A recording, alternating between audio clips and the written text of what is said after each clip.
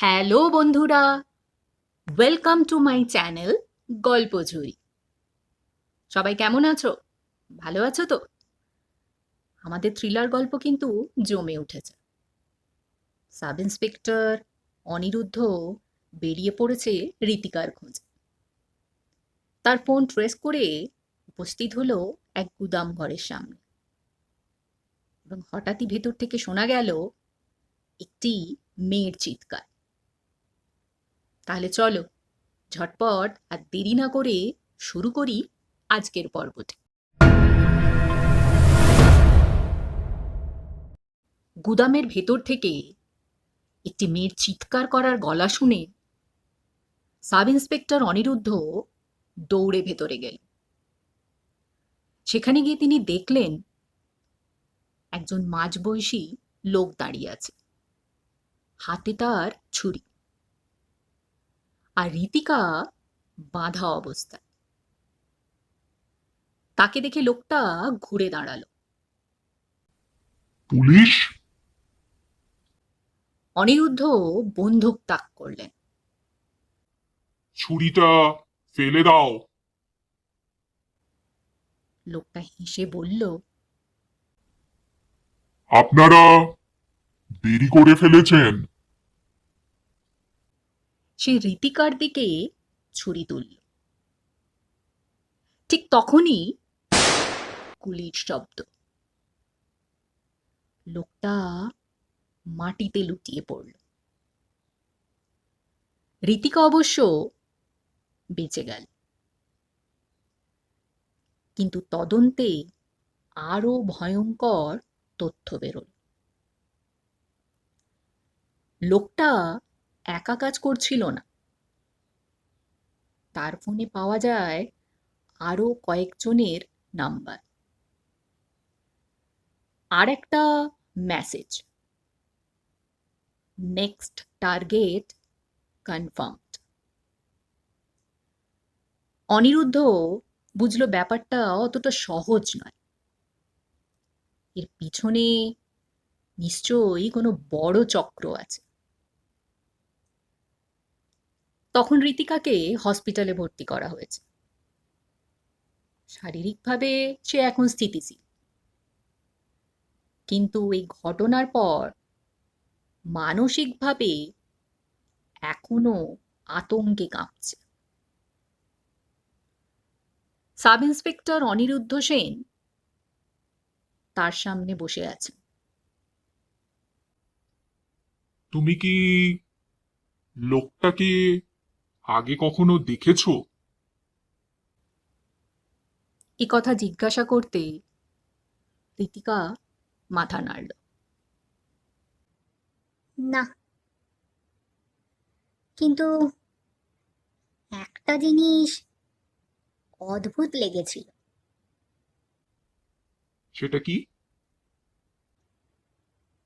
সে আমার নাম জানতো। আমি তো তাকে আমার নাম বলিনি। অনিরুদ্ধ থেমে গেলেন। মানে টার্গেট আগে থেকেই নির্ধারিত ছিল? থানায় ফিরে অনিরুদ্ধ টেকনিক্যাল টিমকে ডেকে পাঠালেন। তাদেরকে নির্দেশ দিলেন, কৃতিকার ফোন, সোশ্যাল মিডিয়া সব চেক করো।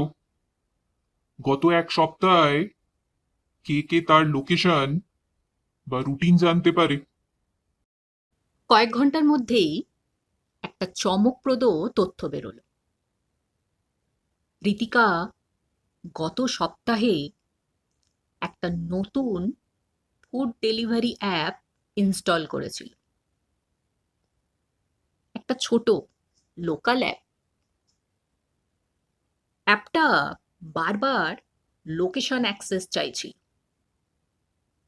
আর সবচেয়ে বড় বিষয়, অ্যাপটার ডেলিভারি কোম্পানি রেজিস্টার্ড নয়। অনিরুদ্ধ ফিসফিস করে বললেন, এটাই কি তাদের ফাঁদ? গুদামঘরের সেই ধরা পড়া লোকটার নাম রফিকুল ইসলাম। লোকটা প্রথমে কিছুই বলছিল না। ইন্টারোগেশন রুমে অনিরুদ্ধ তার সামনে বসে বললেন, তুমি একা, না আরো কেউ আছে তোমার সঙ্গে? রফিকুল চুপ। অনিরুদ্ধ টেবিলে একটা ছবি রাখলেন, রীতিকার ছবি। তুমি তো জানো সে বেঁচে গেছে। এখন সব বললে হয়তো তোমার শাস্তি কমতে পারে। তারপর কিছুক্ষণ নীরবতা। রফিকুল একটু সময় নিয়ে ধীরে বলল, আমি শুধু হুজুর লোক তুলে দিই। অনিরুদ্ধ রফিকুলের দিকে ঝুঁকে এলেন।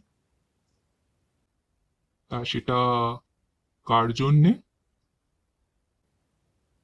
রফিকুল ফিস ফিস করে বলল, ডেলিভারি গ্রুপ স্যার। তদন্তে বেরিয়ে এলো এটা একটা সংগঠিত চক্র। তারা ভুয়ো অ্যাপ বানিয়ে মেয়েদের লোকেশন ট্র্যাক করত, তারপর সুযোগ বুঝে অপহরণ। এরপর এই অপহরণ করা মেয়েদেরকে তারা অন্য শহরে পাচার করত। অনিরুদ্ধর মুঠো শক্ত হয়ে গেল। এদের থামাতেই হবে। ঠিক তখনই আর একটা তথ্য এলো। অ্যাপটার সার্ভার লোকেশন শহরের মধ্যে। একটা ছোট অফিস, সল্টলেক সেক্টর 5-এ।